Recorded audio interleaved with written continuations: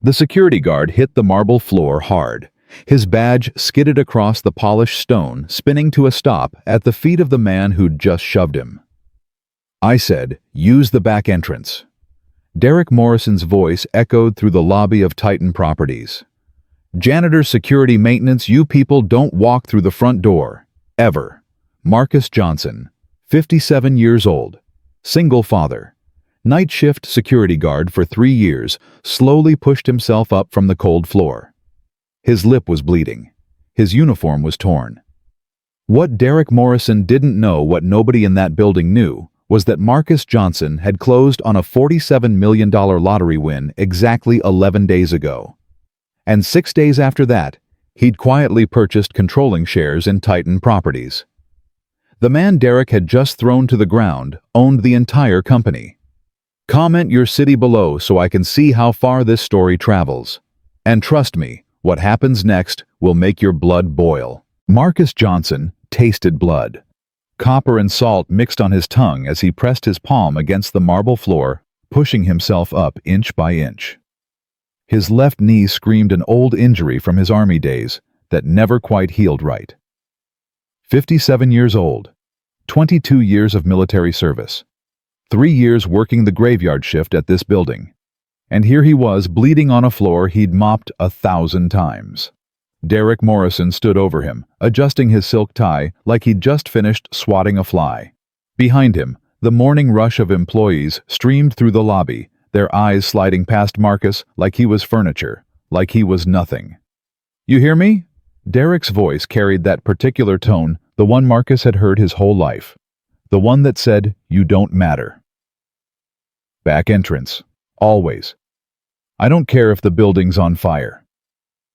Marcus got to his feet slowly. His body ached, but his face remained calm. 57 years had taught him how to wear that mask.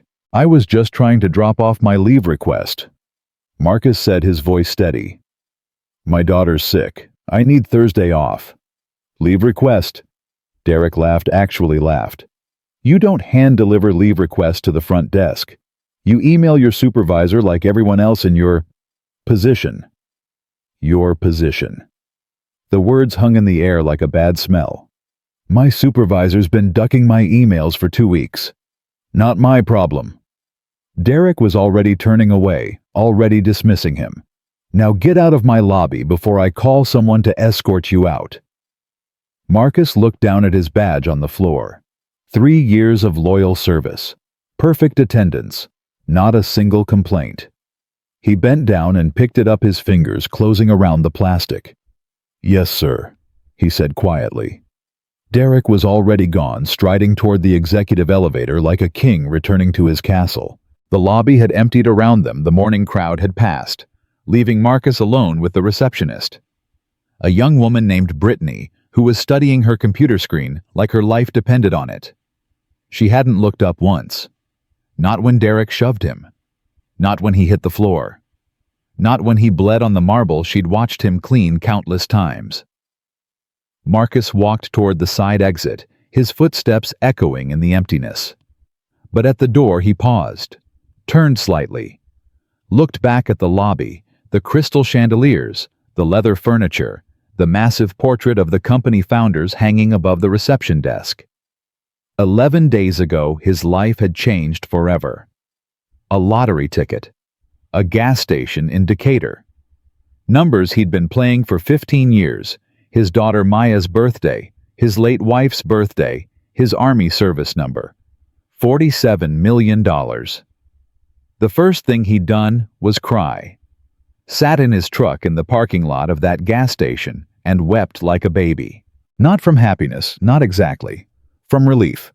From the weight of 20 years of struggle suddenly lifting off his shoulders. The second thing he'd done was call his financial advisor, a woman named Patricia Chen, who'd been recommended by a buddy from his army days. Patricia had connections. Patricia had discretion. And Patricia had presented him with an opportunity that made his heart stop. "Titan Properties is struggling," she'd told him over the phone. "Their stock is depressed. The board is fractured. With the right moves, you could acquire a controlling interest for roughly $31 million. Marcus had been silent for a long moment. "That's the company I work for," he'd finally said. "I know." Patricia's voice was careful. "That's why I brought it to you. You mentioned once how they treat the staff there, the maintenance workers, the security guards. You said—" "I know what I said." Another long pause. "Marcus, you'd own them. Every executive who ever looked through you like you were invisible, you'd be their boss." The thought had terrified him, and thrilled him, and kept him awake for 3 straight nights. 6 days ago, he'd signed the papers. Quietly, anonymously. Through a holding company Patricia had set up called Horizon Investments. 5 days ago, he'd gone back to work. Same uniform, same graveyard shift, same invisible man. He wanted to see. He needed to see. Before he walked into that boardroom and changed everything he needed to know the truth about the people who ran this company. Not the polished version they'd show a new owner, the real version. The one they showed the janitors and security guards. The one they'd just shown him on that marble floor. Marcus pushed through the side exit and stepped into the morning sun. His lip had stopped bleeding, but his knee throbbed with every step as he made his way to the employee parking lot. His truck was parked in the far corner, the section reserved for support staff, a good quarter mile from the building. He'd walked that distance thousands of times. Rain, snow, 100-degree heat. Always the same spot. Always the furthest from the door. He was halfway to his truck when his phone rang. "Dad!" Maya's voice was thick with congestion. "Did you get the day off?" Marcus closed his eyes. His daughter was 23, a graduate student at Spelman, and the only person in the world who truly knew him. She'd been sick for a week, some kind of flu that wouldn't quit, and she needed him. "Working on it, baby girl." "That doesn't sound good." "It's fine, just some paperwork issues." "Dad?" Maya's voice sharpened despite her illness. "What happened?" Marcus reached his truck and leaned against it, suddenly exhausted. "Nothing I can't handle." "You're doing that thing where your voice goes flat and you pretend everything's fine when it's not." He laughed, despite himself. His daughter had always been able to read him like a book. "I had a run-in with one of the executives, Derek Morrison. The one you told me about. The one who makes janitors use different bathrooms. That's him." "What did he do?" Marcus hesitated. He didn't want to worry her, but he also couldn't lie to Maya. He'd never been able to. "Shoved me," he said finally. "I was in the main lobby trying to drop off my leave request. He didn't like that, made it physical." Silence on the other end. Then, "Dad, you own that company." "I know." "You could fire him right now, one phone call." "I know." "So why don't you—" Marcus looked back at the building, all glass and steel gleaming in the morning light. From here he could see the executive floors at the top. Derek Morrison was probably up there right now sipping coffee, feeling powerful.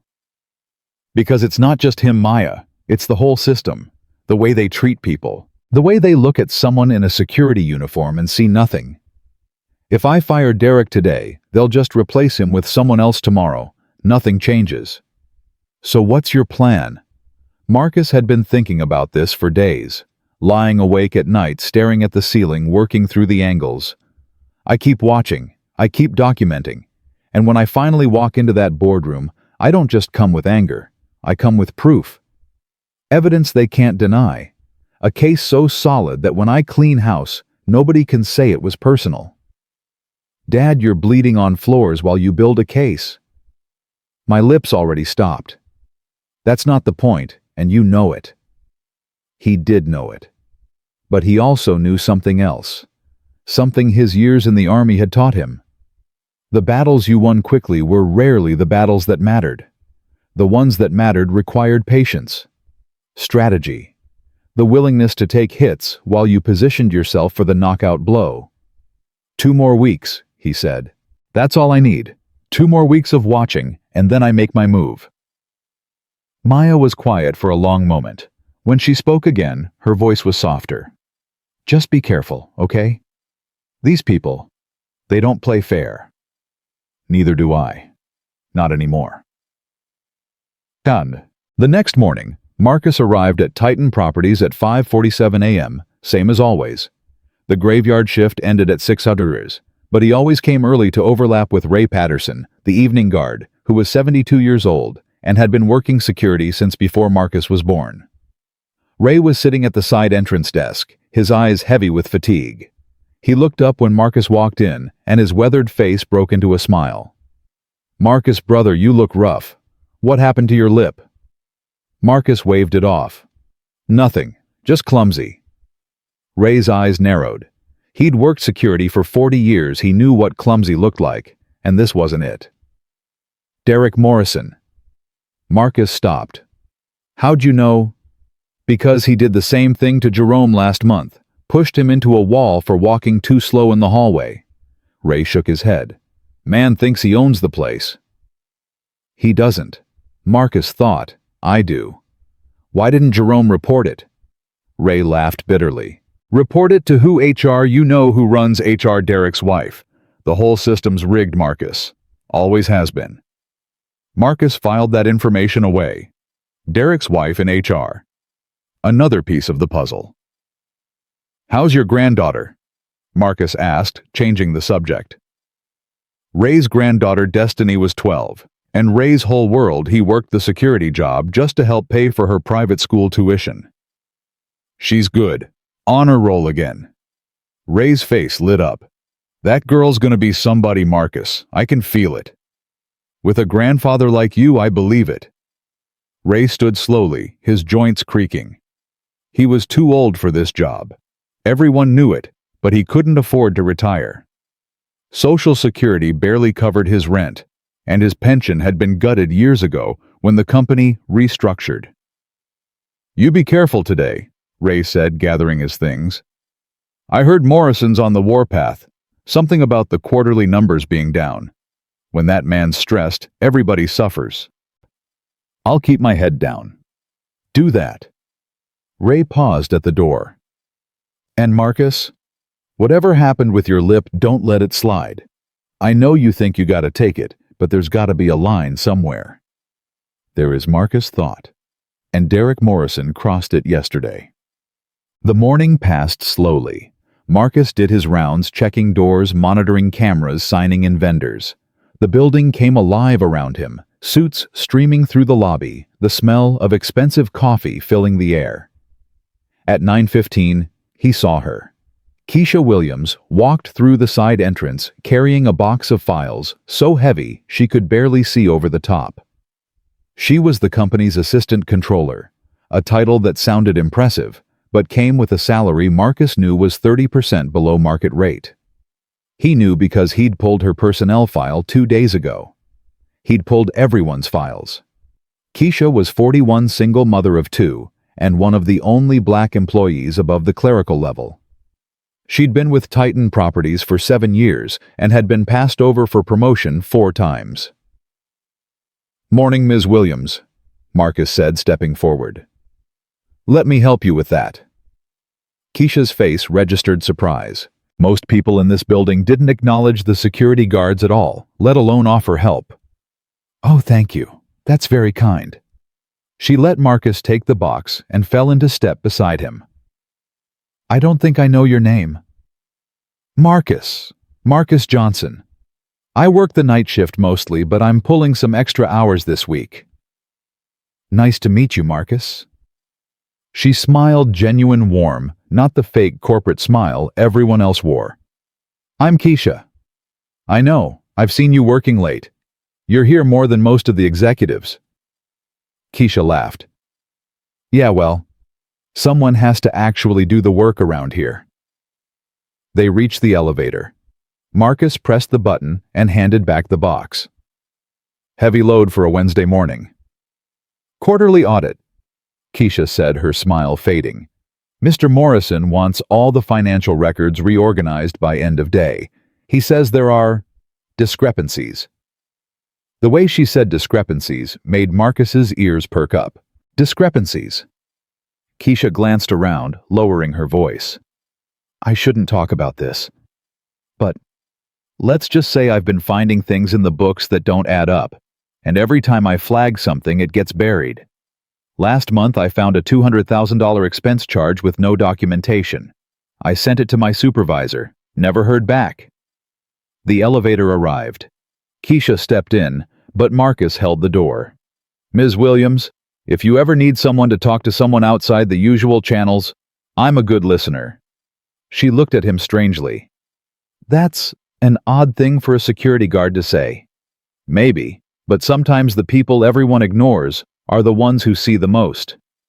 The elevator doors closed on Keisha's puzzled expression. Marcus returned to his post, his mind racing. $200,000 in undocumented expenses. Financial irregularities being buried. Derek Morrison demanding records be reorganized, which could easily mean altered. This wasn't just about rudeness and discrimination anymore.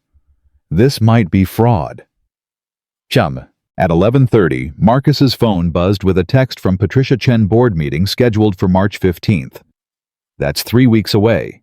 Your ownership will become public record then. Recommend revealing yourself before that date on your own terms. 3 weeks. He had 3 weeks to gather everything he needed.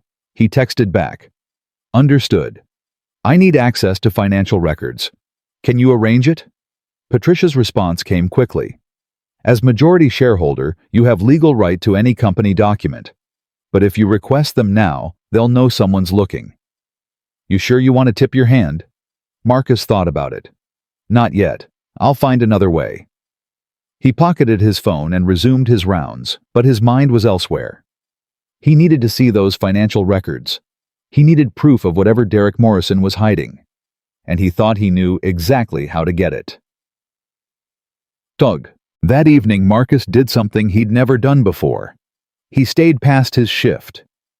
The night security team consisted of just 2 guards after 10 p.m. budget cuts they'd been told, and Marcus had traded shifts with one of them, claiming he needed the extra hours. The other guard, a kid named Deshaun, who was working his way through community college, was happy for the company. Yo, Mr. Johnson, you ever wonder what these executives actually do up there? Deshaun asked around midnight. They were doing rounds on the 4th floor, the low-level administrative area. Like, I see them walking around all day looking important, but what's the actual work? Marcus smiled. Meetings, emails, looking at spreadsheets, making decisions that affect thousands of people and then going home to their nice houses. That's it. That's most of it, yeah. Man. Deshaun shook his head. I'm busting my ass just trying to get an associate degree, and these dudes make 6 figures for sitting in meetings. Life isn't fair, Deshaun, but that doesn't mean it can't change. They reached the end of the hallway. Deshaun's radio crackled. Someone at the loading dock needed a signature. I got it, Deshaun said. You good up here? I'm good. Take your time. Marcus waited until Deshaun's footsteps faded, then moved quickly. He'd been studying the building's layout for 3 years. He knew which doors had keycard logs and which didn't. He knew which cameras were real and which were dummies installed to save money. The financial records room was on this floor. And Marcus happened to know that the lock had been broken for 6 months. He'd reported it twice, and both times his report had been lost. He slipped inside, closing the door softly behind him. The room was filled with filing cabinets, floor to ceiling. Marcus pulled out his phone, turned on the flashlight, and started searching. It took him 20 minutes to find what he was looking for. A cabinet marked Q3 Q4 Reconciliation, containing folders stuffed with invoices, expense reports, and internal memos. Marcus began photographing everything, page after page after page. His hands were steady. Years of military training had taught him to stay calm under pressure, but his heart was pounding. This was it. This was the evidence. Invoices for services never rendered. Expense reports with forged signatures. Payments to companies that, when Marcus Googled them on his phone, didn't seem to exist. And at the bottom of one folder, a memo from Derek Morrison to the chief financial officer dated 8 months ago. Per our discussion, the special project funds should be routed through the Cayman subsidiary. Keep this off the main books. I don't want any questions from the auditors or the board." Marcus stared at the memo, read it twice, 3 times. Derek Morrison wasn't just an arrogant bully, he was a thief. He was embezzling from the company Marcus now owned. "Jesus Christ," Marcus whispered. He photographed the memo and every document around it. Then he carefully replaced everything exactly as he'd found. It slipped out of the room and resumed his rounds like nothing had happened. When Deshawn returned from the loading dock, Marcus was standing at the 4th-floor window, looking out at the Atlanta skyline. "Everything cool, Mr. Johnson?" Marcus nodded slowly. "Everything's just fine, Deshawn. Just fine." The next morning, Marcus sat in his truck in the parking lot, unable to move. His phone was filled with photographs of evidence enough to send Derek Morrison to prison probably. Enough to justify cleaning house when he revealed himself as the owner. But something was bothering him. If he came forward now, if he called the board, revealed his ownership, presented the evidence, what would happen? Derek would be fired, sure. Maybe arrested. But the system that had allowed this to happen, the culture that treated people like Marcus and Ray and Keisha as invisible, that would survive. It always survived. New executives would come in. They'd learn to play the same games. They'd look at the security guards and janitors and see the same nothing. Marcus needed more than evidence of fraud. He needed to expose the whole rotten structure. The discrimination, the cover-ups, the way power protected itself at the expense of everyone else. And for that, he needed an ally on the inside. He thought about Keisha Williams, carrying that heavy box of files talking about discrepancies that got buried. She'd seen things. She knew things. And she'd been passed over so many times that she had nothing left to lose. Marcus pulled out his phone and dialed Patricia Chen. "I need a favor," he said when she answered. "There's an employee here named Keisha Williams. I want you to dig into her personnel file, performance reviews, salary history, promotion applications, everything." "May I ask why?" "Because I think she might be the key to all of this. And before I approach her, I need to know her story." Patricia was quiet for a moment. "You're building an army, aren't you?" "I'm building a case. There's a difference." "Is there?" Marcus watched employees streaming into the building through the main entrance. Derek Morrison's Mercedes pulled into its reserved spot by the front door, the spot closest to the entrance naturally. "Just get me the file, Patricia. I'll take it from there." He hung up and watched Derek stride into the building like he owned it. "Enjoy it while you can," Marcus thought. "Your days are numbered. You just don't know it yet." Patricia Chen's email arrived at 6:47 a.m., 3 days after Marcus had made his request. He was sitting in his truck in the employee parking lot, still wearing his security uniform, when his phone buzzed. The attachment was 43 pages long. Marcus read it twice before he could breathe normally again. Keisha Williams had been hired 7 years ago as a junior accountant. Her starting salary was $42,000, $12,000 below market rate for someone with her qualifications. Over 7 years, she'd received exactly one raise, a 3% cost of living adjustment that barely kept pace with inflation. In that same period, she'd applied for promotion 4 times. Each application had been denied with the same vague language, "not ready for increased responsibility," or "needs more seasoning in current role." Meanwhile, 3 white men she'd personally trained had been promoted above her. One of them, a guy named Brad Hutchins, was now her direct supervisor. His personnel file showed he'd been with the company for 3 years and had already received 2 promotions and a 15% salary increase. But the part that made Marcus's blood boil was the performance reviews. Keisha's reviews were stellar. Every single one. Exceptional attention to detail.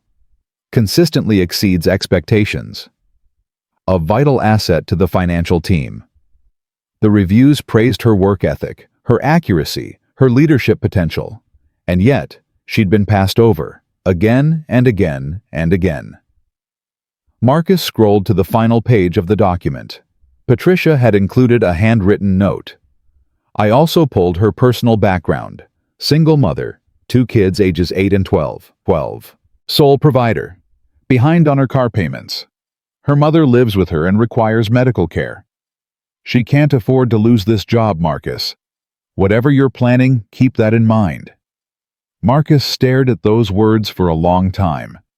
Keisha Williams couldn't afford to lose her job, which meant she couldn't afford to tell the truth, which meant the system had her exactly where it wanted her. Talented enough to be useful, desperate enough to be controlled. He understood that trap. He'd lived in it for most of his life. His phone rang. Maya. Hey, baby girl, how you feeling? Better. The fever broke last night. She paused. Dad, I've been thinking about what you said, about building a case. And I think you need to be careful about who you trust. These corporate types, they'll smile in your face and stab you in the back. I've seen it happen to my professors, my classmates, everyone who tries to fight the system from inside. I know the risks, Maya. Do you? Because from where I'm sitting, you're a 57-year-old black man in a security uniform trying to take down a network of wealthy white executives who've been protecting each other for decades. That's not a fair fight. It's not supposed to be fair. It's supposed to be right. Maya was quiet. Then, you sound like Mom. Marcus felt the familiar ache in his chest. Denise had been gone for 8 years now. Cancer had taken her fast and cruel, but not a day passed when he didn't hear her voice in his head. Your mother would have done the same thing, he said softly. You know she would have. Yeah? Maya's voice cracked slightly. She would have walked into that boardroom and burned it all down. Well, I'm not quite that dramatic, but I learned from the best. They talked for a few more minutes about Maya's classes, her recovery, her plans for spring break. Normal father-daughter stuff. The kind of conversation Marcus had fought his whole life to be able to have. When he hung up, he sat in his truck for another 10 minutes just breathing. Then he went to find Keisha Williams. He found her in the break room on the 4th floor alone, staring at a cup of coffee like it held the secrets of the universe. It was 7:15 a.m. early for most employees, but Marcus had noticed that Keisha was always early. Always the first one and last one out. Ms. Williams? She looked up surprised. Oh, Marcus, right? The security guard who helped me with the boxes. That's me. He gestured to the chair across from her. Mind if I sit? She hesitated, then nodded. Sure. But I should warn you I'm not great company this morning. Rough night. Rough week. Rough year, actually. She laughed bitterly. Rough career, if I'm being honest. Marcus sat down studying her face. She looked exhausted. Not just physically tired, soul tired. The kind of exhaustion that comes from fighting battles you know you can't win. Can I ask you something personal? Marcus said. Depends on how personal. The discrepancies you mentioned the other day. The ones that keep getting buried. What happened with those? Keisha's expression changed. Guarded now. Careful. Why do you want to know? Because I've been here 3 years.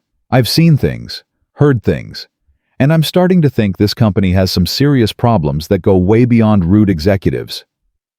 That's a dangerous thing to say out loud, Marcus. I know. Keisha studied him for a long moment.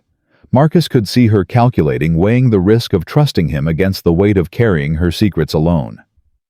You're not really just a security guard, are you? She said finally. What makes you say that? The way you talk, the way you observe, the questions you ask. She shook her head. I've been in corporate America long enough to spot the players. And you're not playing security guard. You're playing something else. Marcus felt a flicker of respect. Keisha Williams was sharper than anyone had given her credit for. You're right, he said. I'm not just a security guard, but I'm not ready to tell you what I really am. Not yet. What I can tell you is that I'm on your side, and I think you've been waiting a long time for someone to be on your side. Keisha's eyes glistened. She looked away quickly, blinking. 3 weeks ago. she said, her voice low. I found a trail. Payments going to a company called Meridian Consulting. $50,000 a month for the past 2 years. I looked up Meridian Consulting. It doesn't exist. No website, no address, no employees. Just a P.O. box in the Cayman Islands. Marcus kept his face neutral, but inside his heart was racing. This confirmed what he'd found in the records room. What did you do with that information? I wrote a report, documented everything, sent it to my supervisor, Brad Hutchins. Keisha's jaw tightened. The guy I trained, the guy who got promoted over me twice. You know what he did? What? He called me into his office, closed the door, and told me I was overstepping. Said I should focus on my assigned duties and stop creating problems. Then, he took my report and put it through the shredder while I watched. He destroyed evidence of potential fraud. That's what I said. You know what he told me? Keisha's voice went cold. He said, Keisha, you're a single mom. You've got 2 kids, a sick mother, and a mortgage you can barely afford. You really want to make waves right now. Marcus felt anger surge through him, hot and righteous. He threatened you. He didn't have to say it directly. The message was clear. Keep your mouth shut, or lose everything. Keisha wiped her eyes with the back of her hand. So I kept my mouth shut. What else could I do? My kids need me. My mother needs me. I can't fight a war I'm going to lose. Marcus leaned forward. What if you weren't fighting alone? Keisha looked at him. Really looked at him. Who are you, Marcus? And don't give me another vague answer. I just told you something that could get me fired or worse. I think I deserve to know who I'm talking to. Marcus took a deep breath. He'd planned to wait longer to build more trust, gather more evidence. But looking at Keisha Williams, seeing the exhaustion and fear and desperate hope in her eyes, he made a decision. I'm the new owner of this company, he said quietly. I bought controlling shares 2 weeks ago. Nobody knows except my lawyers and my daughter. Keisha stared at him. Her mouth opened, closed, opened again. You're lying. I'm not. That's impossible. You're a security guard. I was a security guard. Before that, I was a soldier. Before that, I was a kid from the west side of Atlanta who didn't have 2 dimes to rub together. Marcus pulled out his phone, opened his banking app, and slid it across the table. 11 days ago, I won the lottery. $47 million. 6 days later, I used $31 million of it to buy this company. Keisha looked at the phone screen. Her face went pale. Oh my God. I've been watching, learning, documenting. I needed to see what this place was really like before I revealed myself. And what I've seen. Marcus shook his head. It's worse than I imagined. Derek Morrison, Keisha whispered. He's the one behind the fraud, isn't he? The payments to Meridian Consulting, they're going to him. I believe so. I've got evidence, but I need more. I need someone who understands the financial systems, who can connect the dots in a way that's legally bulletproof. You need me. I need you. Keisha sat back in her chair, her mind visibly racing. Marcus could see the battle playing out on her face. Fear versus hope, caution versus courage. If I help you, she said slowly, and this goes wrong, I lose everything. My job, my reputation, my ability to provide for my family. I know. But if it goes right, you become CFO of a company that actually values you. You get the salary you deserve, the respect you've earned, and the chance to build something better. Marcus paused. And Derek Morrison goes to prison. Keisha was quiet for a long time. When she finally spoke, her voice was steady. What do you need me to do? Over the next week, Marcus and Keisha worked in secret. They met in her car during lunch breaks in coffee shops across town, in her living room after her kids went to bed. Piece by piece, they assembled the puzzle. The fraud was bigger than either of them had imagined. Derek Morrison had been siphoning money from Titan Properties for almost 3 years. The total amount, as far as they could calculate, was somewhere north of $4 million. He'd done it through fake consulting contracts, inflated expenses, and a network of shell companies that existed only on paper. But Derek wasn't working alone. Gavin Pierce, a longtime board member who'd been with the company since its founding, had been helping him cover the tracks. And Derek's wife, Sandra Morrison, who ran the HR department, had been systematically silencing anyone who got too close to the truth. "They've got a whole system," Keisha said one night. They were sitting at her kitchen table surrounded by documents and laptops and cold cups of coffee. "Anyone who asks questions gets labeled a problem employee. Bad reviews, denied promotions, mysterious performance issues that show up in their files. And if that doesn't work, they get fired for cause," Marcus finished. "Trumped-up violations, manufactured evidence." "Exactly." Keisha pulled up a spreadsheet on her laptop. "I went back through 5 years of termination records. 12 employees were fired for misconduct in that period. You know what they all had in common. They were black. 10 of the 12, and most of them had flagged financial irregularities in the months before they were terminated." Marcus felt sick. This wasn't just fraud. This was a system designed to exploit and eliminate anyone who threatened the status quo. A system that had been running for years, protected by money power and the assumption that nobody would ever care enough to stop it. "We need to talk to them," he said. "The former employees. Get their testimonies." "Already ahead of you." Keisha slid a piece of paper across the table. "I tracked down 7 of them. 5 agreed to talk. They've been waiting for anyone to listen to their stories." Marcus looked at the list of names. Jerome Washington, Patricia Holmes, David Chen, Angela Martinez, Raymond Brooks. Real people, real lives, destroyed by the same system that had thrown Marcus to the marble floor. "Set up the meetings," he said. "I want to hear every word." The testimonies were devastating. Jerome Washington, a former maintenance supervisor, had been fired 2 years ago for theft, a charge based on doctored inventory records that he'd never had access to. He'd lost his house, his wife had left him, and he was now living in a 1-bedroom apartment in College Park, working as a rideshare driver. "I gave that company 15 years. Jerome said, his voice heavy with bitterness. 15 years of my life, and they threw me away like garbage because I asked why we were paying twice as much for cleaning supplies as the year before." Patricia Holmes, a former executive assistant, had been fired for insubordination after she'd walked in on Derek Morrison shredding documents late one night. "He looked at me like I was already dead," she told Marcus. 3 days later, I was accused of stealing office supplies. They said they found company property in my car. I never took anything, they planted it there. I know they did." The stories went on and on, each one worse than the last. Each one painting a picture of a company that had been rotting from the inside for years. And at the center of it all, like a spider in his web, sat Derek Morrison.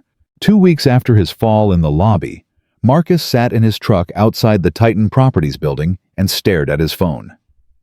The board meeting was in 5 days. His ownership would become public record then, one way or another. He could reveal himself now. Walk into that building, present his evidence, and watch Derek Morrison's empire crumble. But something was still bothering him. He called Keisha. "I need you to check something for me," he said when she answered. "The quarterly audit that's happening right now, who's running it?" "Brad Hutchins." "Why?" "Because Derek told you to reorganize the financial records right before the audit started. That wasn't random. He's planning something." Keisha was quiet for a moment. Then, "You think he's going to alter the records, make the fraud disappear? Or make it look like someone else's fault?" Marcus thought about what Ray had told him about Derek's pattern of scapegoating people who couldn't fight back. "Keisha, who's the most vulnerable person in your department right now?" "What do you mean? Who's got the weakest position, the least protection, the most to lose?" Silence.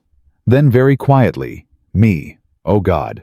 Marcus. It's me." Marcus found Derek Morrison's assistant, a nervous young woman named Allison, in the copy room the next morning. He'd been watching her for days. She was Derek's gatekeeper, which meant she saw everything. "Excuse me, miss. I think one of these copiers is jammed." Allison looked up, startled.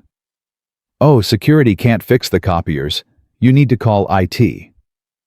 "I know, I saw you in here, and I wanted to ask you something."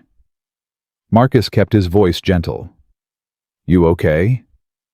You've seemed stressed lately." Allison's eyes widened. Nobody in this building asked her if she was okay.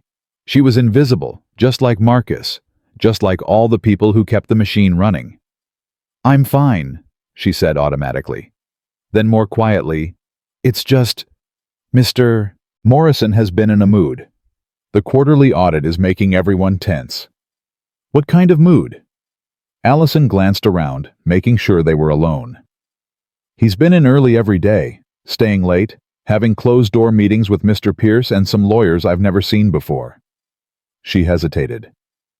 "And he asked me to pull all of Keisha Williams' personnel files.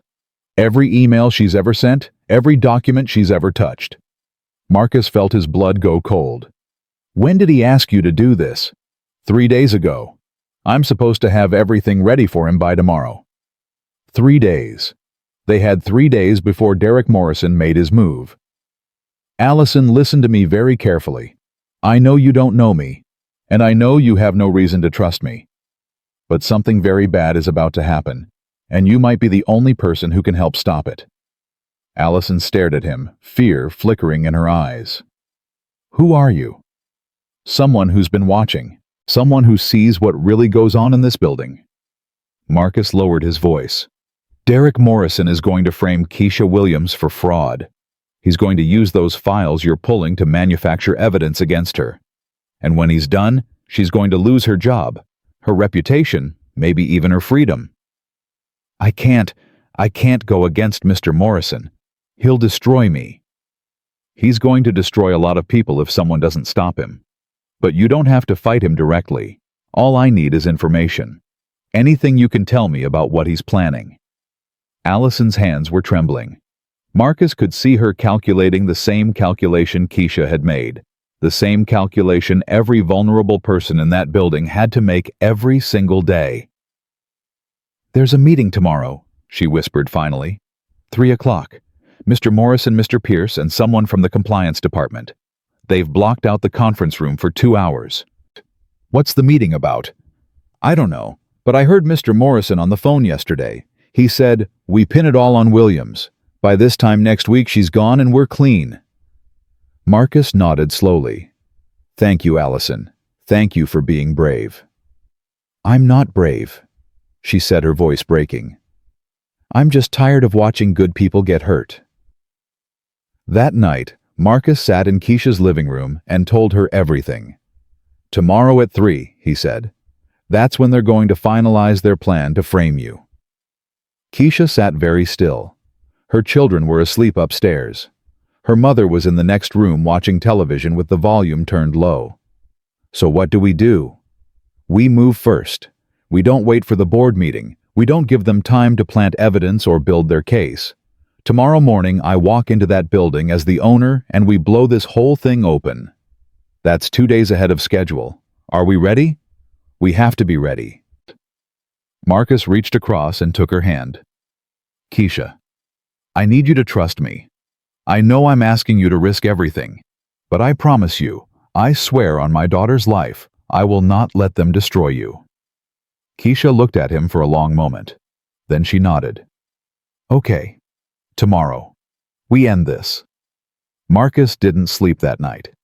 He sat in his apartment, staring at the ceiling, running through every possible scenario in his mind. What if Derek had backup plans? What if the board sided with him anyway? What if Keisha got cold feet? At 4:47 a.m., his phone buzzed. A text from Keisha. "I'm awake. Can't sleep. Are we really doing this?" Marcus typed back. "We're really doing this. Meet me at the parking garage at 7:30. Back entrance. What should I wear? Marcus smiled despite his nerves. Whatever makes you feel powerful. He showered, shaved, and put on the suit he'd bought 3 days ago. Navy blue, perfectly tailored, nothing flashy. He looked at himself in the mirror. Really looked for the first time in years. 57 years old. Gray at the temples. Lines around his eyes from decades of hard work and harder losses. But something else too. Something that had been dormant for a long time. Fire. His phone rang. Patricia Chen. "You ready?" she asked without preamble. "As ready as I'll ever be. I've got the legal team on standby. The documents are prepared. Once you walk in there and identify yourself, everything becomes official. There's no going back." "I know." "Marcus." Patricia's voice softened. "What you're about to do, it's not just about this company. You know that, right? People are going to talk about this for years. A black security guard who bought the company that disrespected him and cleaned house. That's a story. I don't care about stories. I care about justice. They're the same thing sometimes." She paused. "Good luck. Call me when it's done." Marcus hung up and grabbed his keys. It was time. The morning air was cold and sharp as Marcus pulled into the Titan Properties parking garage. He parked in his usual spot, the far corner support staff section, for the last time. Keisha was waiting by the back entrance wearing a burgundy blazer and black pants. Her hair was pulled back, her posture straight. She looked like a woman ready for war. "You look different," she said when he approached. "So do you." "I feel like I'm going to throw up." "That's normal. I threw up twice this morning." Keisha laughed, a short, nervous burst. "That's supposed to make me feel better. It's supposed to make you feel less alone." Marcus checked his watch. 7:42 a.m. "Okay, here's the plan. I'm going in through the main entrance. Same lobby where Derek shoved me 3 weeks ago. I want them to see me walk through that door." "And me." "You go in through the side. Head to your desk like normal. At 8:30, security's going to escort you to the main conference room. That's where the board will be assembled." "They're not going to like that. Security escorting me like I'm in trouble." "That's the point. Let them think what they want. When you walk into that room, you walk in with the truth. That's all that matters." Keisha took a deep breath. "What if they don't believe us?" "They will, because we're not just bringing accusations, we're bringing proof. Bank records, emails, testimonies, the whole thing. Derek Morrison can lie about a lot of things, but he can't lie about numbers. He's been lying about numbers for 3 years. To people who weren't paying attention. Today, everyone pays attention." They stood in silence for a moment, the weight of what was coming settling over them like a heavy blanket. "Marcus," Keisha said quietly, "whatever happens in there, thank you. For seeing me. For believing me. Nobody's done that in a long time. Don't thank me yet.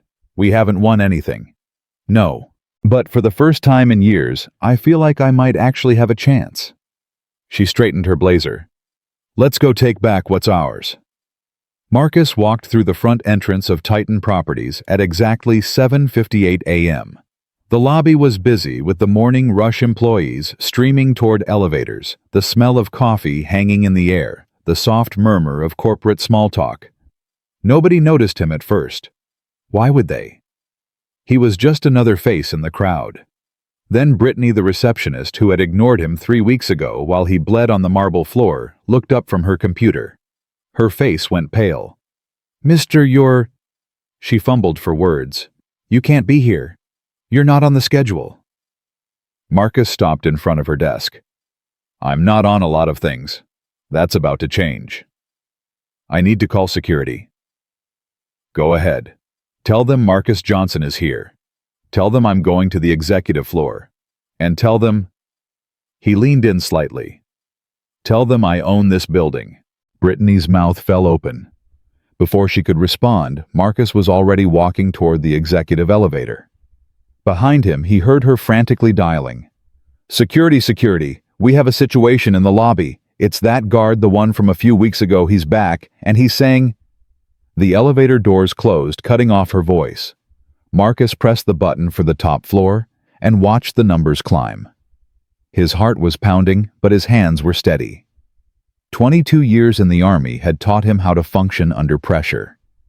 The doors opened. The executive floor was everything the rest of the building aspired to be. Thick carpets, original artwork offices with views that stretched for miles. This was where the power lived, where decisions were made that affected hundreds of lives. And standing directly in front of the elevator like he'd been waiting was Derek Morrison. Well, well. Derek's voice dripped with contempt. The security guard returns. I thought I made it clear you don't belong up here. You made a lot of things clear, Derek. Your mistake was thinking I was listening. Derek's eyes narrowed. He looked at Marcus's suit, his confident posture, the folder tucked under his arm. What is this? Some kind of lawsuit you think you can sue your way to relevance? I don't need to sue anyone. Marcus stepped out of the elevator. I already own the company. For a moment, just a moment, Derek's mask slipped. Confusion flickered across his face, followed by something that looked almost like fear. Then he laughed. You're insane. Security. He raised his voice. Someone get this lunatic off my floor. 2 guards appeared from around the corner, men Marcus had worked with for 3 years. They hesitated when they saw him. Marcus, one of them said. What's going on, man? I'm here for a board meeting. You can verify with Patricia Chen at Horizon Investments. She's been in contact with the board chairman. Derek grabbed his arm. I don't know what game you're playing, but get your hands off me. Marcus didn't raise his voice. He didn't need to. Something in his tone made Derek release him immediately. 3 weeks ago, you threw me to the ground in this lobby. Marcus said, his voice calm and clear. You told me I didn't belong here. You treated me like I was nothing. He stepped closer, meeting Derek's eyes. But the whole time, every single day, I mopped floors and checked doors and watched you strut around like a king I was documenting. Every lie. Every theft. Every person you destroyed to protect yourself. Derek's face had gone white. You're bluffing. Am I? Marcus opened the folder and pulled out a single sheet of paper. Meridian Consulting. $50,000 a month for 2 years. Payments to a company that doesn't exist routed through a Cayman Islands shell corporation. You want to tell the board about that, or should I? Derek stared at the paper like it was a live grenade. Where did you get this? I own the company, Derek. I have access to everything. The elevator chimed behind them. The doors opened, and out stepped 2 people Marcus had never seen before, a man and a woman in expensive suits carrying leather briefcases. Mr. Johnson. The woman extended her hand. I'm Victoria Hayes, Corporate Counsel for Horizon Investments. This is my colleague Michael Torres. We're here to facilitate the transition. Derek looked from the lawyers to Marcus to the security guards and back again. For the first time since Marcus had known him, Derek Morrison looked genuinely afraid. This isn't over. Derek said, his voice barely above a whisper. You're right, Marcus replied. It's just beginning. The boardroom filled quickly. Word had spread through the building like wildfire. Employees gathered in the hallway whispering, trying to catch glimpses through the glass walls. The board members arrived one by one, some confused, some angry, some visibly nervous. Gavin Pierce was the last to enter. He took one look at Marcus and his lawyers, then turned to Derek. What the hell is happening? I don't know, Derek said through gritted teeth. But we're going to find out. Marcus stood at the head of the table, the seat that had been Derek's territory for years.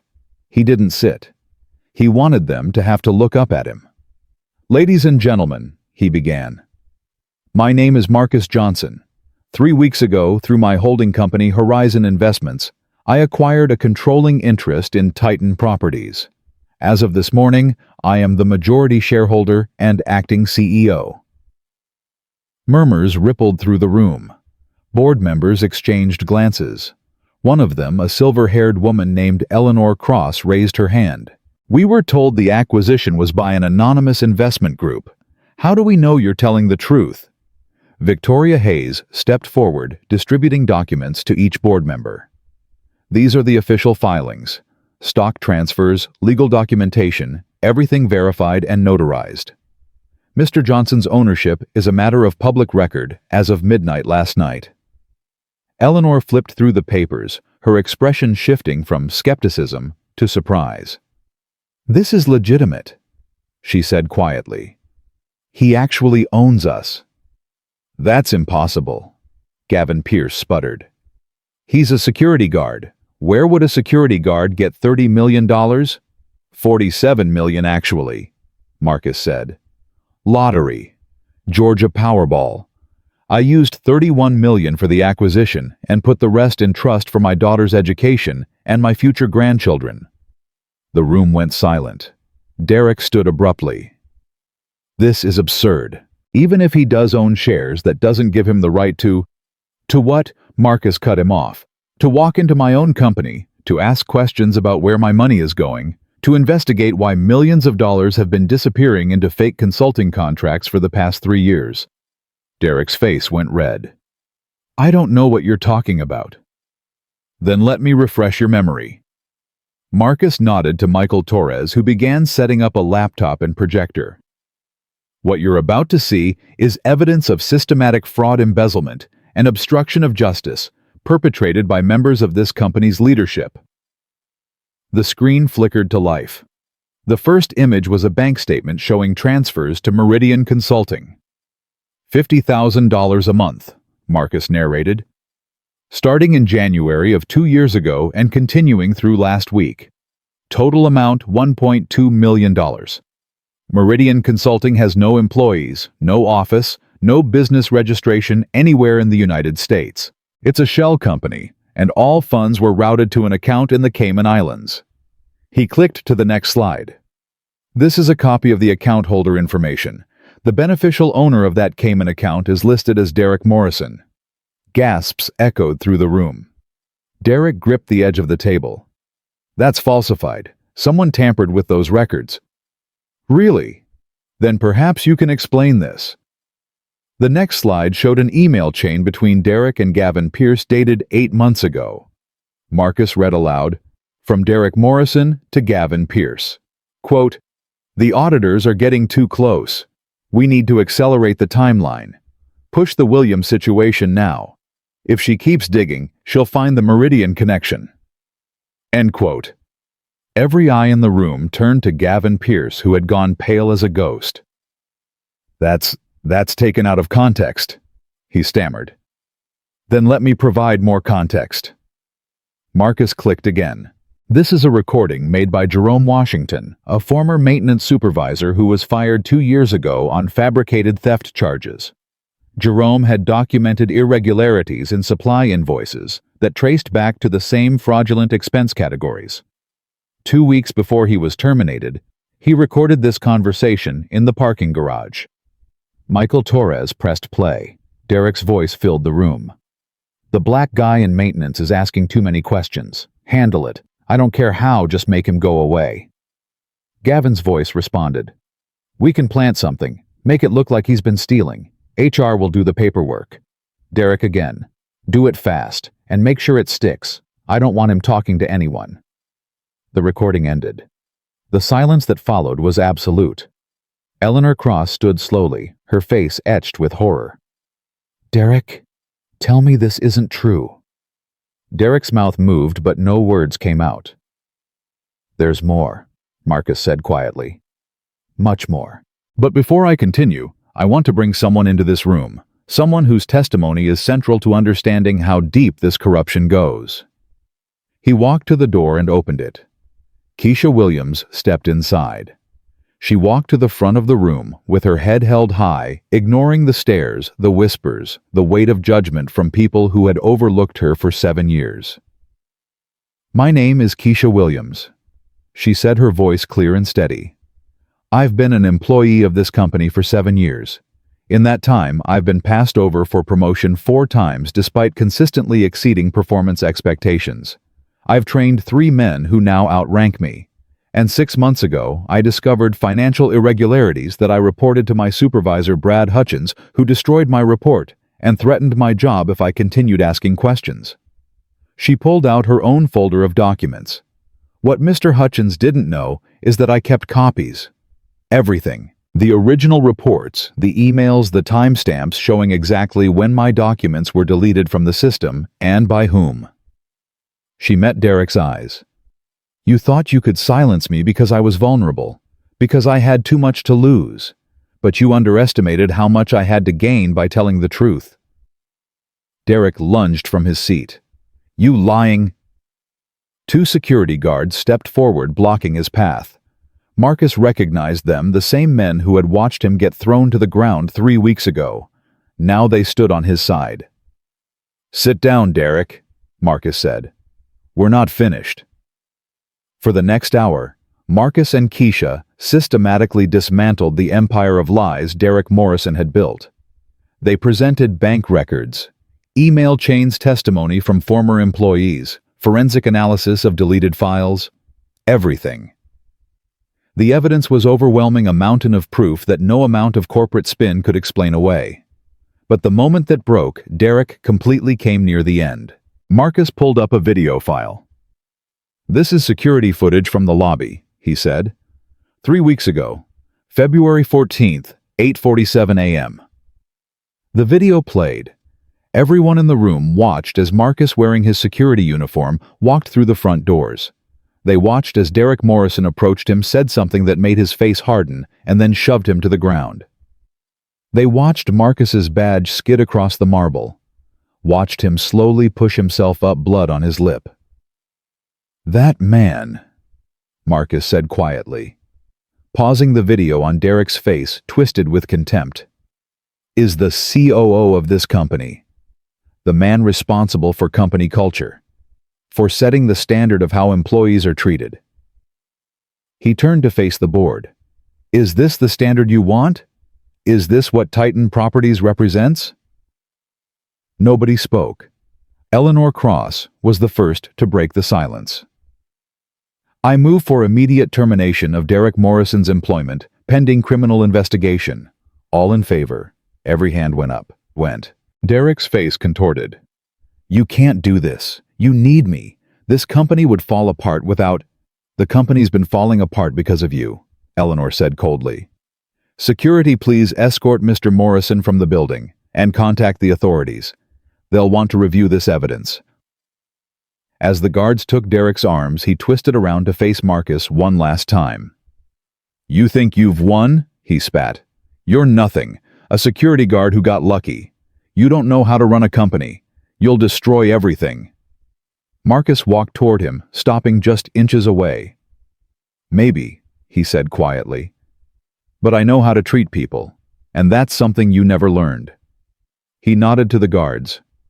They led Derek Morrison out of the boardroom, through the hallway lined with watching employees, and into the elevator. Marcus turned back to face the board. Now, he said, let's talk about the future. The meeting continued for another 2 hours. Marcus laid out his vision for Titan Properties, a company that valued every employee from the executive suite to the security desk. A company that promoted based on merit, not politics.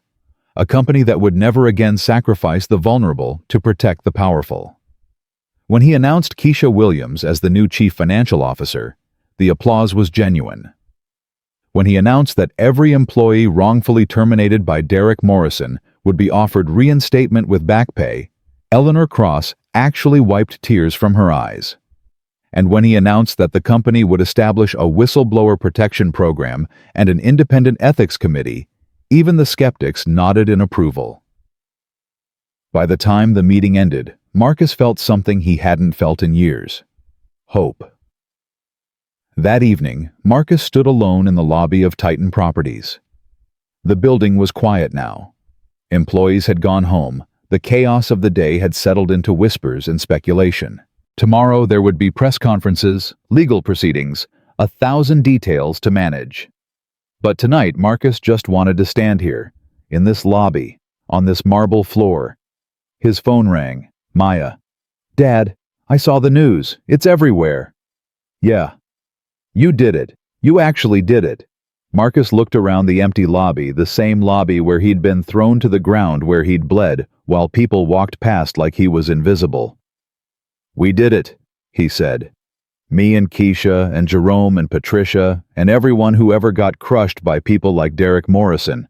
We did it together. I'm proud of you, Dad. Mom would be too. Marcus felt the familiar ache. I know, baby girl. I know. After he hung up, he walked to the center of the lobby and stood there for a long moment, remembering. Then he pulled out his old security badge, the one that had skidded across this floor 3 weeks ago, and held it in his hand. He was done being invisible. The news of Derek Morrison's termination spread through Atlanta like wildfire. By midnight, every local station had picked up the story. By morning, it had gone national. Security guard turned billionaire owner exposes corporate fraud. That was CNN's headline. The hoodie that fooled everyone. Fox News ran with something catchier. Black man buys company that humiliated him, fires executives. Twitter turned it into a movement. Marcus watched the coverage from his apartment, his phone buzzing constantly with interview requests, congratulations and messages from people he hadn't spoken to in decades. Old army buddies, distant cousins, even his high school football coach, who was 93 and still sharp as a tack. But Marcus wasn't celebrating. He knew Derek Morrison too well. The man hadn't survived this long by accepting defeat gracefully. His phone rang at 6:47 a.m. Patricia Chen. We have a problem. Marcus sat up straight. Talk to me. Derek's lawyer filed an emergency motion this morning. They're claiming the acquisition was fraudulent, saying you used insider information from your position as a security guard to manipulate the stock purchase. That's ridiculous. Everything went through proper channels. I know, but they don't need to win, they just need to create doubt.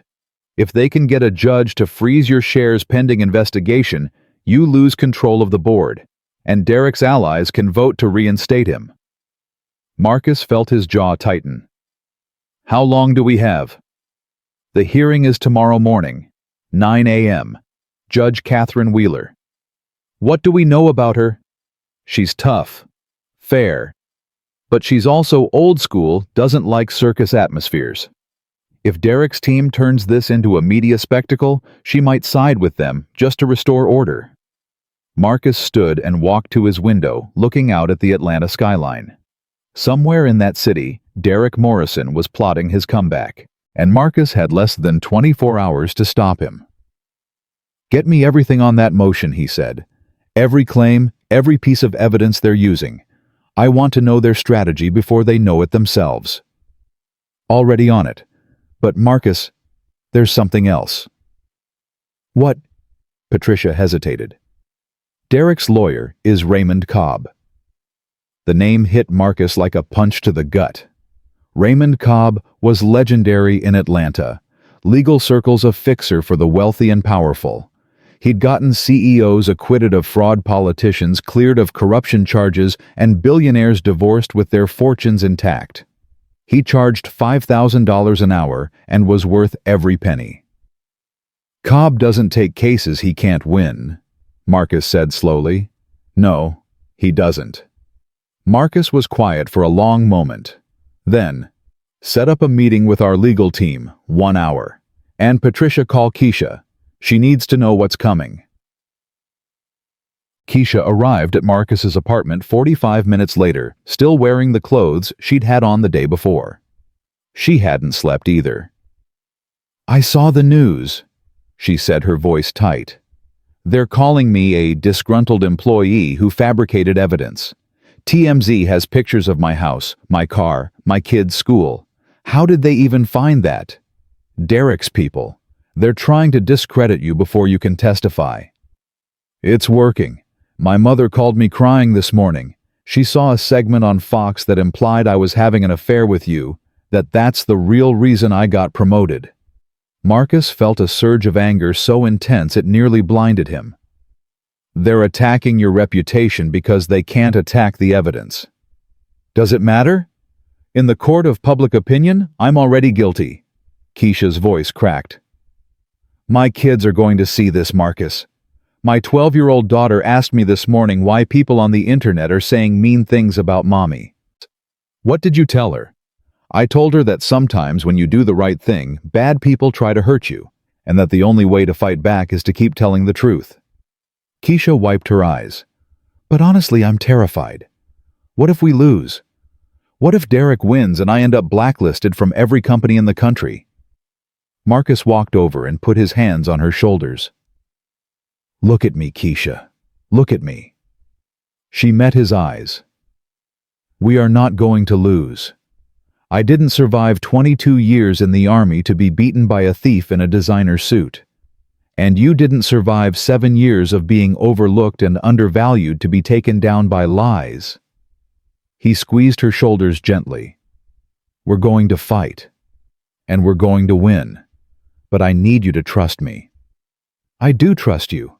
But trust doesn't stop me from being scared. Good. Fear keeps you sharp. Just don't let it make you quit. Keisha took a deep breath. What's the plan? We hit back. Hard. Derek wants to make this about my character, your character, anything except the actual evidence. So we flood the zone with evidence. Every document, every recording, every testimony, we release it all. Not to the media, to the court. Let Raymond Cobb try to explain away a mountain of proof. And if that's not enough, then we find more. Derek's been stealing for 3 years. There's no way we've found everything. Someone else knows something. Someone else has seen something. Marcus paused. And I think I know where to start. Sandra Morrison answered her door at 11:47 a.m., her face puffy from crying. Derek's wife, former head of HR, looked like she'd aged 10 years overnight. Mrs. Morrison, my name is... I know who you are. Her voice was hoarse. You're the man who destroyed my husband. With respect, ma'am, your husband destroyed himself. I just showed people what he'd been doing. Sandra stared at him with red-rimmed eyes. What do you want? I want to give you a choice. The same choice your husband never gave to the people he hurt. I don't understand. Your husband is going to lose tomorrow. Raymond Cobb is a good lawyer, but he can't change facts. The evidence against Derek is overwhelming fraud, embezzlement, obstruction of justice. He's looking at federal charges, Mrs. Morrison. Years in prison. Sandra's hand trembled on the doorframe. But here's the thing, Marcus continued. The investigation hasn't focused on you. Not yet. HR approved a lot of those fraudulent terminations. HR buried complaints.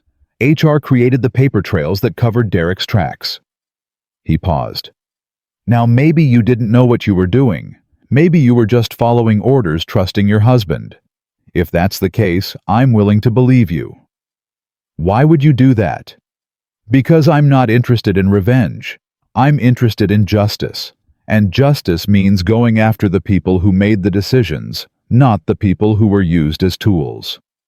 Sandra was silent for a long moment. Tears streamed down her face. He told me it was all legitimate, she whispered. The consulting contracts, the expense reports, he said it was standard practice. I didn't ask questions because he's my husband. You don't question your own husband. I understand. But I knew. Her voice broke.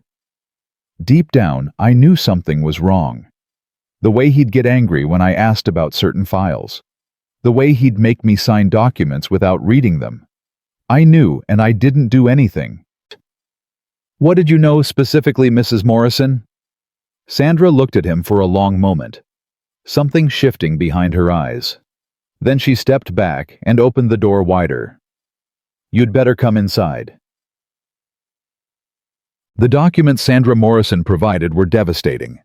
She had copies of everything, backup files Derek didn't know existed, hidden on a personal server she'd maintained for years. Insurance, she called it. Protection in case their marriage went bad and she needed leverage in a divorce. I never thought I'd actually use them, she said as Marcus and Patricia scrolled through files on her laptop. I just wanted something to fall back on. The files showed the full scope of Derek's operation. Not just Meridian Consulting, there were 6 other shell companies spanning 3 different countries. The total amount embezzled wasn't $4 million. It was $11.3 million. My God, Patricia whispered.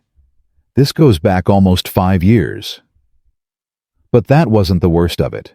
Buried in the files was a folder labeled Personnel Actions.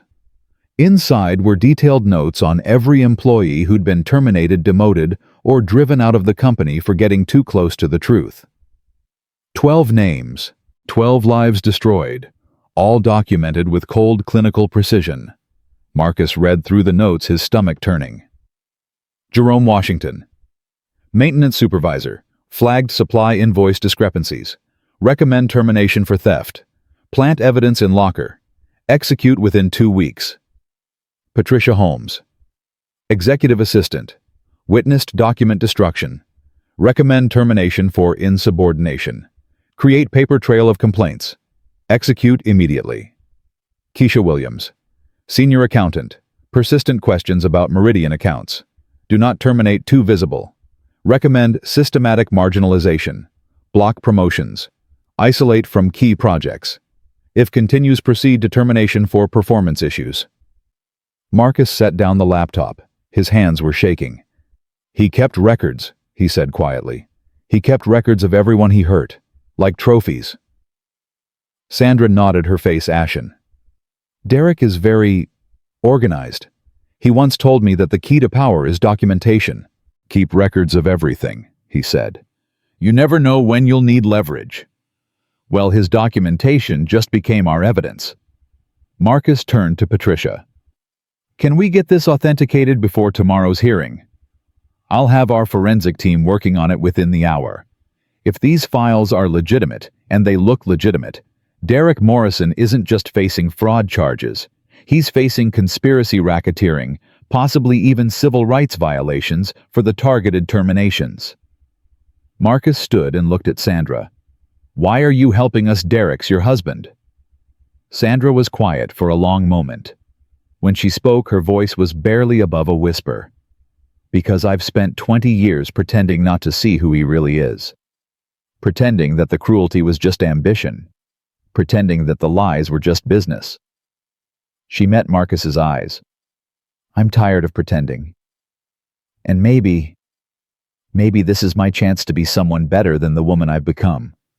Marcus nodded slowly. Thank you, Mrs. Morrison. What you've done today, it matters. It matters more than you know. The courthouse was packed by 8:30 a.m. News vans lined the street. Reporters jostled for position on the steps. The story had captured the nation's imagination, a security guard versus a corporate titan. David versus Goliath, justice versus power. Marcus arrived with Patricia and the Horizon legal team. They walked through the crowd without commenting, ignoring the shouted questions and flashing cameras. Inside the courtroom was standing room only. Marcus spotted several familiar faces: Jerome Washington, Patricia Holmes, Ray Patterson, and half a dozen other former employees who'd come to watch. Keisha sat in the front row, her back straight, her expression determined. Derek Morrison entered from a side door flanked by Raymond Cobb and 2 junior associates. He looked confident, too confident in a custom suit and silk tie. He caught Marcus's eye and smiled, the kind of smile that said, "I'm going to enjoy destroying you." Marcus didn't smile back. Judge Catherine Wheeler entered at exactly 9 a.m. She was in her 60s, silver-haired with sharp eyes that missed nothing.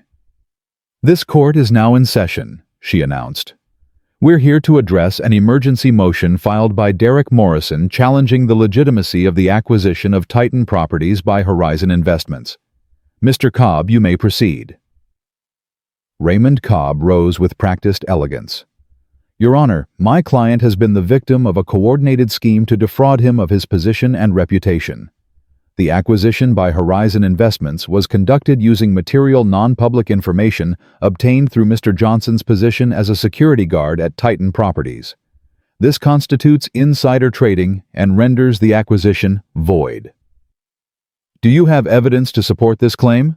Judge Wheeler asked. Indeed, Your Honor. We have documentation showing that Mr. Johnson had access to confidential financial projections, board meeting schedules, and internal communications that gave him an unfair advantage in timing his stock purchase. Patricia leaned over to Marcus. This is their whole strategy. Make it about how you got the information, not about what Derek did with the company's money. Let them talk, Marcus whispered back. They haven't seen what we've got. Cobb continued for another 20 minutes, painting a picture of Marcus as a scheming opportunist who'd used his lowly position to spy on executives and manipulate the market. It was a masterful performance. Half-truths woven with implications, character assassination dressed up as legal argument.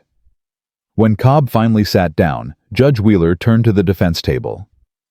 Ms. Chen, your response. Patricia stood. Your Honor, before I address Mr. Cobb's allegations, I'd like to present evidence that is directly relevant to this matter. Evidence that was obtained just last night and has been authenticated by our forensic team. Cobb jumped up. Your Honor, this is highly irregular. We haven't been given time to review. Mr. Cobb, you filed an emergency motion with less than 24 hours' notice.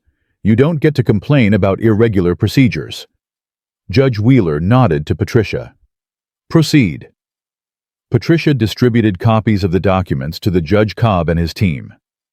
What you're looking at is a comprehensive record of criminal activity conducted by Derek Morrison over the past 5 years. $11.3 million embezzled through shell companies. 12 employees wrongfully terminated to cover up the fraud. Internal memos documenting the deliberate destruction of evidence. Cobb's face had gone pale. He flipped through the documents frantically.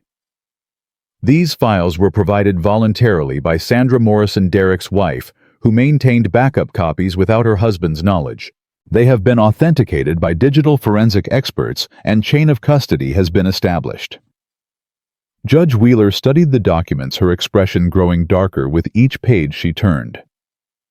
Mr. Cobb, she said slowly, are you aware of what's in these files? Cobb stood clearly shaken. Your Honor, I need time to review these with my client. Derek Morrison documented his own crimes, Patricia continued. He kept records of every illegal payment, every fabricated termination, every instance of evidence tampering. He did this because he believed he was untouchable. He believed that no one would ever hold him accountable.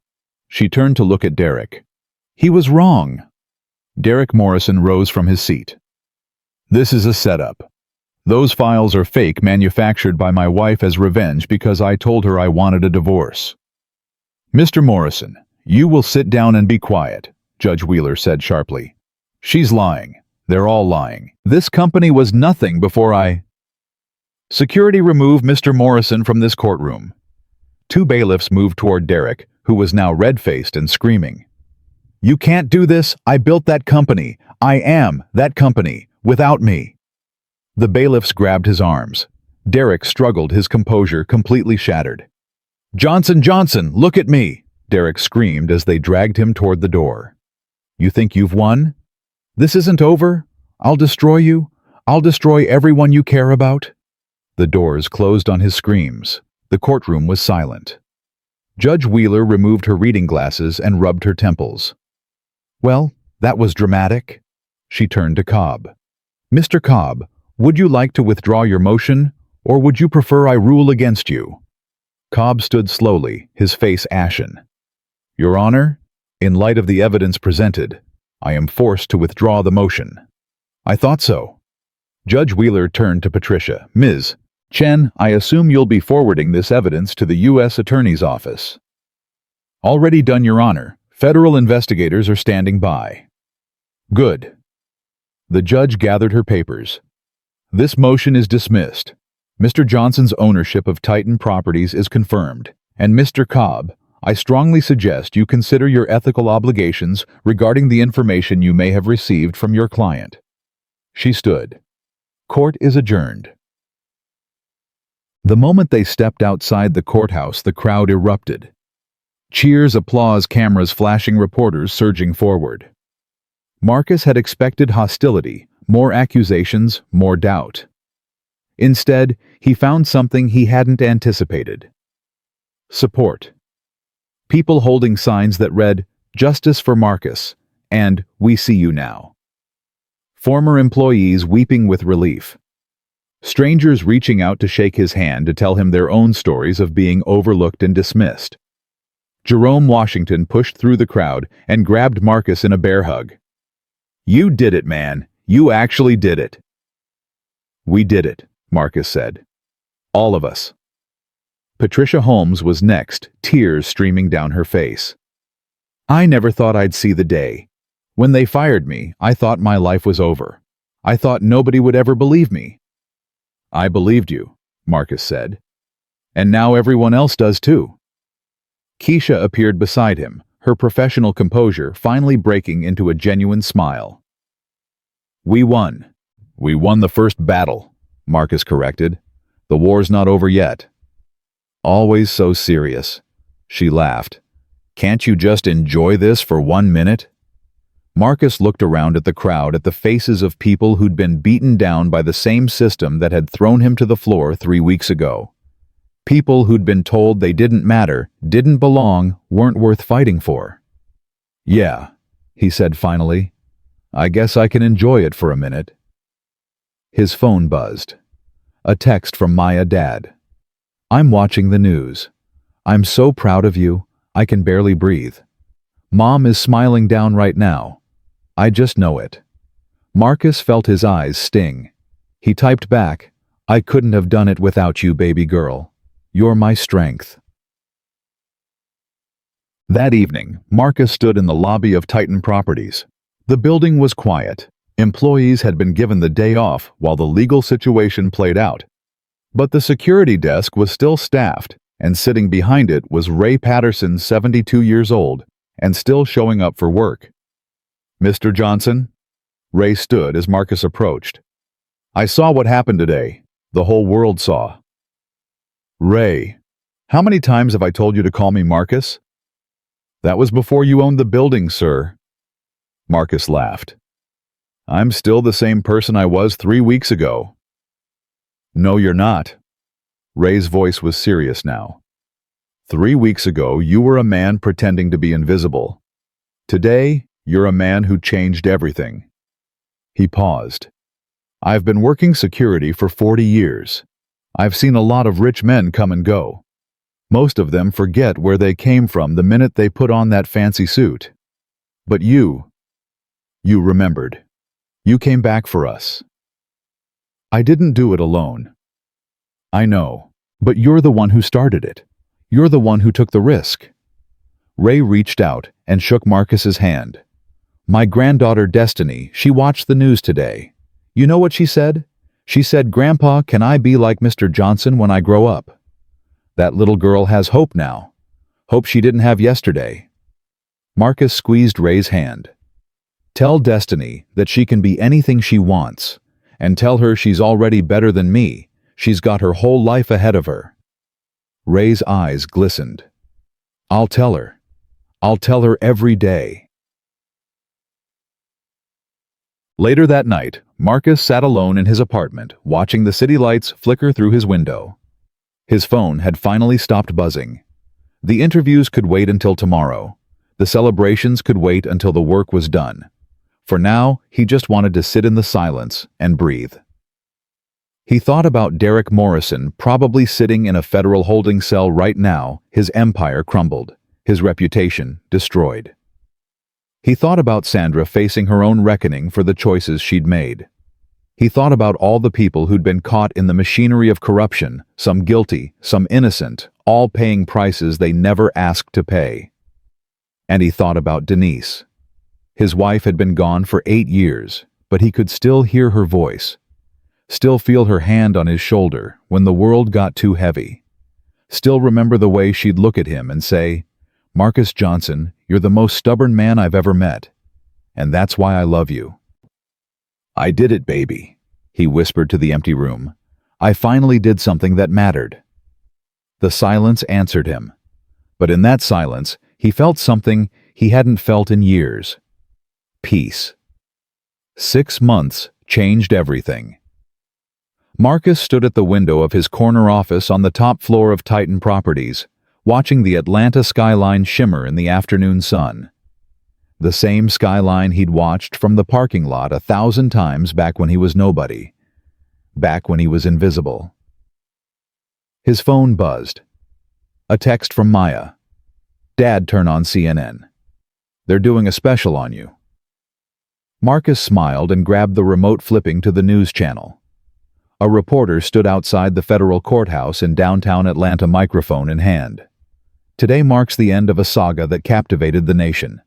Derek Morrison, former COO of Titan Properties, was sentenced to 12 years in federal prison for fraud, embezzlement, and racketeering.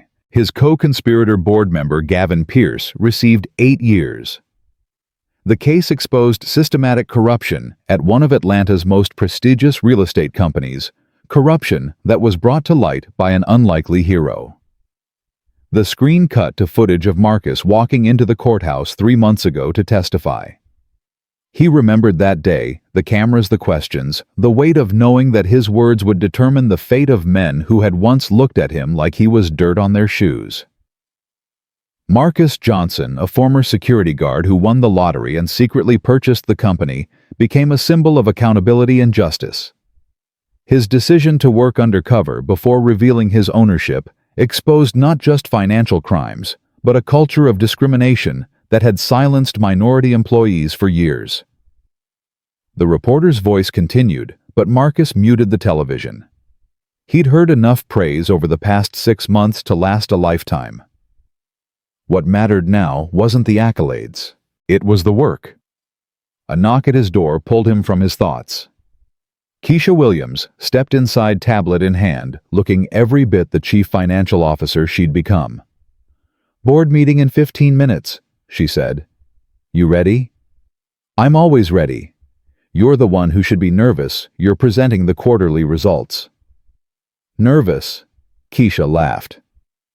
6 months ago, I was presenting to people who actively tried to destroy me. Now I'm presenting to a board that actually listens.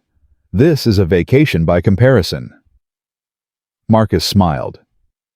"How are the numbers looking?" "Good. Really good. Revenue is up 18%. Employee satisfaction scores are through the roof. And the diversity initiatives are showing real results. We've promoted more women and minorities in the past 6 months than the company did in the previous 5 years combined. And the whistleblower program. 23 reports since we launched it. Most are minor issues, policy violations, workplace conflicts, but 3 of them flagged potential financial irregularities that we've already addressed." Keisha paused. "The system works, Marcus. You built something that actually works." "We built it. Don't sell yourself short." Keisha was quiet for a moment. Then, "Can I tell you something?" "Always. When you first told me who you really were sitting in that break room with the bad coffee, I thought you were crazy, or lying, or both." She shook her head. "I couldn't imagine a world where someone like me got to be in this room making these decisions, being heard. That world didn't exist. It exists now. Because you created it. You walked into a building that treated you like garbage, and instead of burning it down, you rebuilt it." Her voice caught slightly. "My daughter asked me the other day what I do at work. You know what I told her? I told her Mommy helps run a company. And she looked at me like I'd said I was a superhero." Keisha wiped her eyes. "She's 8 years old, Marcus. And she already believes that girls who look like her can run companies. That's not because of me. That's because of you." Marcus felt the familiar ache in his chest, the one that appeared whenever someone reminded him why this mattered. "Your daughter believes it because of you," he said quietly. "You're the one who shows up every day. You're the one who proves it's possible. I just opened the door." "You did a lot more than open a door." Keisha checked her watch. "Come on. We've got a board to impress." The boardroom had changed since Derek Morrison's reign. The massive portrait of the founding executives, all white, all male, had been replaced with a mural created by local artists celebrating Atlanta's diversity. The rigid seating arrangement had been transformed into a more collaborative setup. And the people around the table looked different too. Eleanor Cross, the board chair who had called for Derek's termination, sat at the head of the table. Beside her were 3 new board members Marcus had personally recruited, a Latina entrepreneur who'd built a real estate empire from nothing, a black former judge who specialized in corporate ethics, and a young Asian American tech executive who brought fresh perspectives to every discussion. Marcus took his seat as employees filed in for the quarterly all-hands meeting that followed every board session. This was his innovation, opening the last hour of board meetings to any employee who wanted to attend. Transparency, he'd learned, was the best defense against corruption. Eleanor called the meeting to order. Before we begin with the quarterly review, I'd like to acknowledge a milestone. 6 months ago, this company was on the brink of scandal. Today, we're being held up as a model for corporate reform. That transformation didn't happen by accident. It happened because of leadership. She turned to Marcus. Marcus, would you like to say a few words? Marcus stood looking around the room at the faces of people who'd become family over the past 6 months. Ray Patterson was there, promoted to head of security, with a salary that finally matched his decades of dedication. Jerome Washington, rehired as facilities director, sat near the back with tears in his eyes. Patricia Holmes, now executive assistant to the CEO to Marcus himself, was taking notes with a smile she couldn't hide. 6 months ago, Marcus began, I walked into this building wearing a hoodie and sneakers. A man named Derek Morrison threw me to the ground and told me I didn't belong here. He said the front door wasn't for people like me. He paused, letting the silence settle. He was right about one thing. People like me weren't supposed to be here. Not in the lobby, not in the boardroom, not in the corner office. This building, this company, was designed to keep people like me out. To make us invisible. To use us up and throw us away when we started asking questions. Marcus looked at Ray, at Jerome, at Keisha. But here's what Derek Morrison never understood. The people he called invisible, the security guards, the janitors, the accountants who got passed over, the assistants who got ignored, we were never invisible. We saw everything. We knew everything. And when we finally got the chance to speak, we told the truth. He walked to the window, looking out at the city. I didn't buy this company for revenge. I bought it because I believed it could be better. Because I'd spent 3 years watching good people get crushed by a bad system, and I knew that system could change. Not overnight, not easily, but it could change. He turned back to face the room. 6 months later, here's what I know. Change is hard, it's slow, it's frustrating. Every day I find something else that needs fixing, policies that don't make sense, habits that die hard, people who resist new ideas. But every day I also find something to celebrate. A promotion that went to the most qualified candidate, not the best connected one. A complaint that got investigated fairly instead of buried. An employee who told me they finally feel like they belong. Marcus walked back to the table. That's what we're building here. Not a perfect company, there's no such thing. But a company that tries. A company that listens. A company that knows the measure of success isn't just profit margins and stock prices. It's whether the person mopping the floor at midnight feels like they matter as much as the person in the corner office. He sat down. That's my vision. That's our mission. And if you're in this room, you're part of making it real. The applause started slowly and built to a roar. Marcus felt hands clapping his back, saw tears on faces throughout the room. But he kept his eyes on one person, Ray Patterson, 72 years old, who had stood up from his seat and was saluting him with the kind of precision that only came from military training. Marcus saluted back. After the meeting, Marcus found himself alone in the lobby. It was late, nearly 9 p.m., and the building had emptied except for the night shift security team. Marcus had told them to take a break while he walked the floors, something he did regularly. Old habits died hard. His footsteps echoed on the marble as he crossed to the spot where Derek Morrison had thrown him to the ground. He stood there for a long moment, remembering the cold floor against his face, the taste of blood, the feeling of being nothing. "I come here sometimes too." Marcus turned. Keisha stood behind him, coat over her arm bag on her shoulder. "Thought you went home," Marcus said. "I was going to, but then I saw you heading down here and I figured—" She shrugged. "I don't know. Felt like we should probably talk." "About what?" Keisha walked over and stood beside him, looking down at the marble floor. "About what happens next." "What do you mean?" "Marcus, you've done something incredible. You've changed this company, really changed it. But you can't do this forever. The lottery money won't last forever. The attention will fade.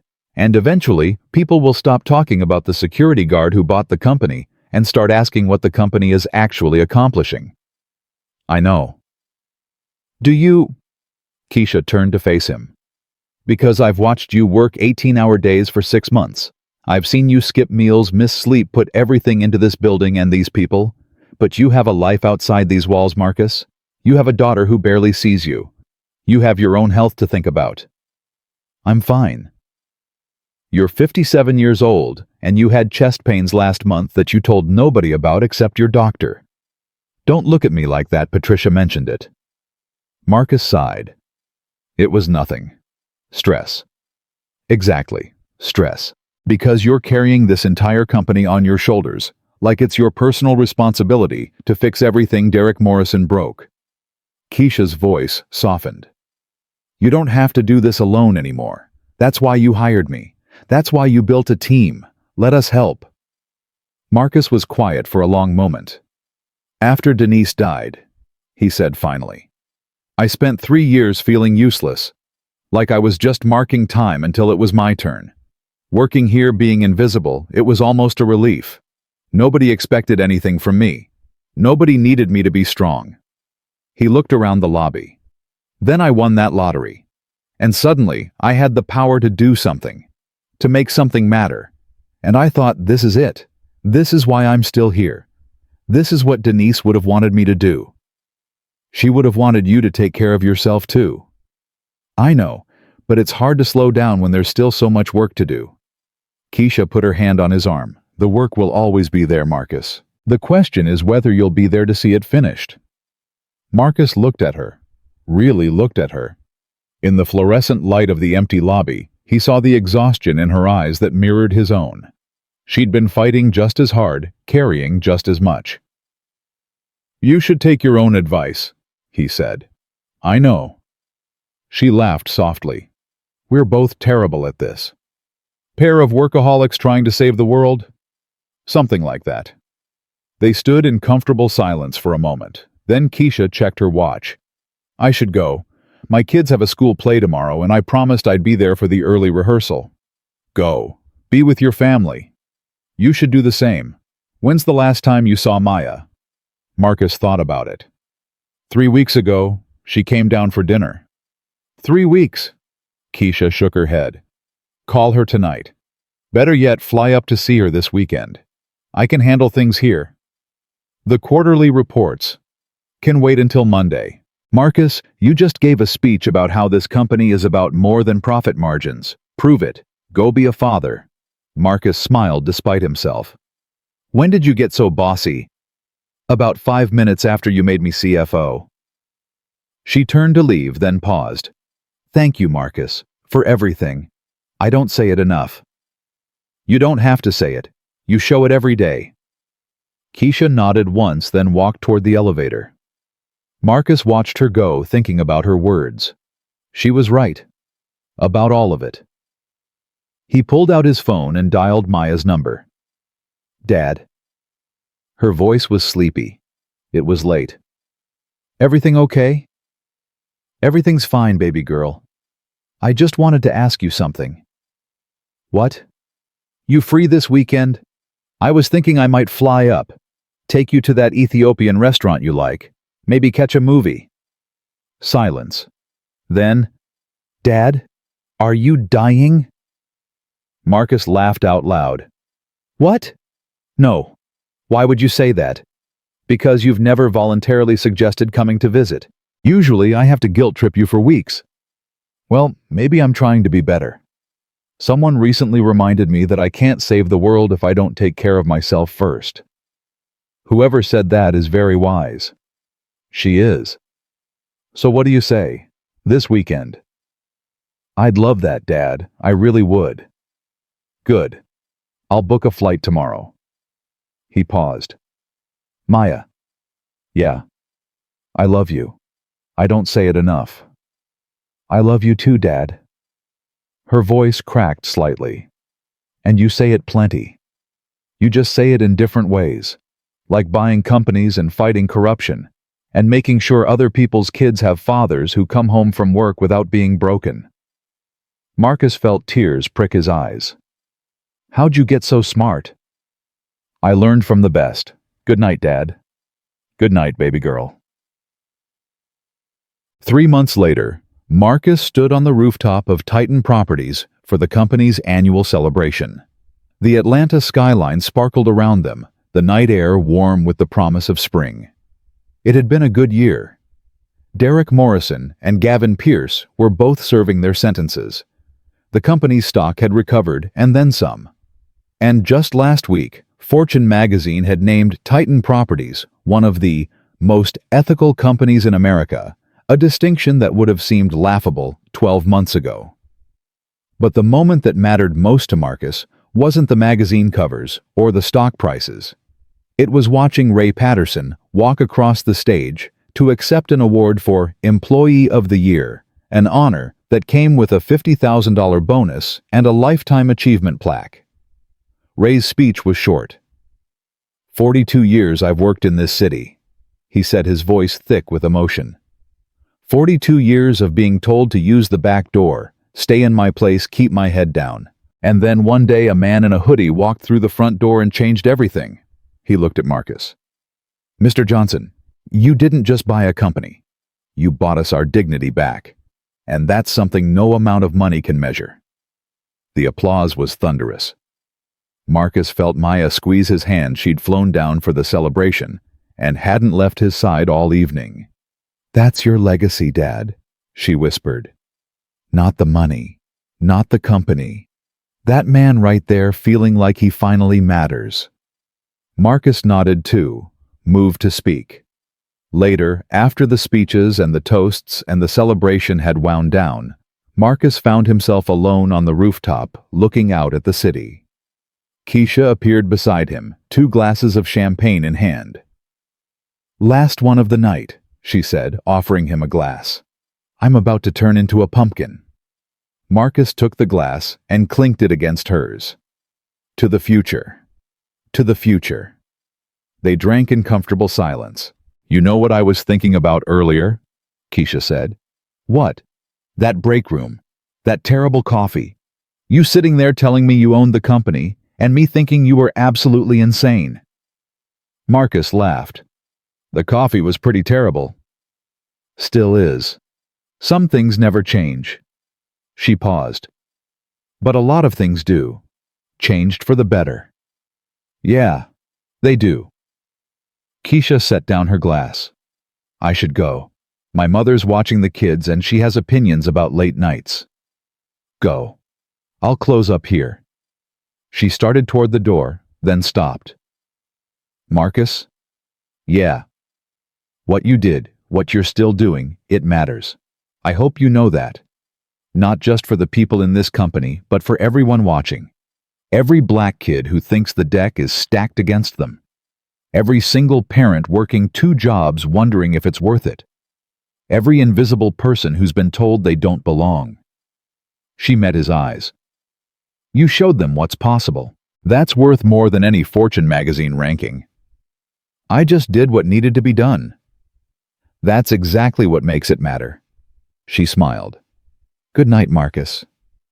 Good night, Keisha, Matomd. Marcus stayed on the rooftop for another hour, watching the city lights twinkle beneath him. He thought about the journey that had brought him here, the lottery ticket, the decision to buy the company, the 3 weeks of watching and waiting and documenting, the fear, the anger, the moments when he'd wondered if any of it was worth it. And he thought about Derek Morrison's words screamed in that courtroom as the bailiffs dragged him away. You think you've won. Had he won? Marcus didn't know if he believed in winning. Not really. Life wasn't a game with clear victors and losers. It was a long, messy struggle to make things a little bit better than you found them. But standing here tonight looking out at the city his grandfather had helped build, the city where his daughter was pursuing her dreams, the city where hundreds of employees would wake up tomorrow knowing their work mattered. Standing here, Marcus felt something he hadn't felt in a very long time. Pride.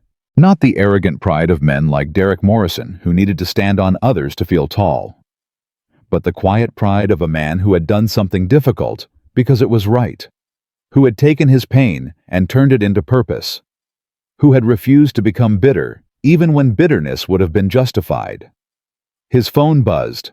A text from Maya. Thanks for tonight, Dad. I meant what I said. You're my hero. Not because you're rich or powerful, but because you never forgot where you came from. Sleep well. Love you. Marcus smiled and typed back, Love you too, baby girl. More than you'll ever know. He slipped the phone into his pocket and took one last look at the skyline. Tomorrow, there would be more work, more challenges, more battles to fight and problems to solve. The world didn't fix itself overnight, and neither did companies or systems or cultures.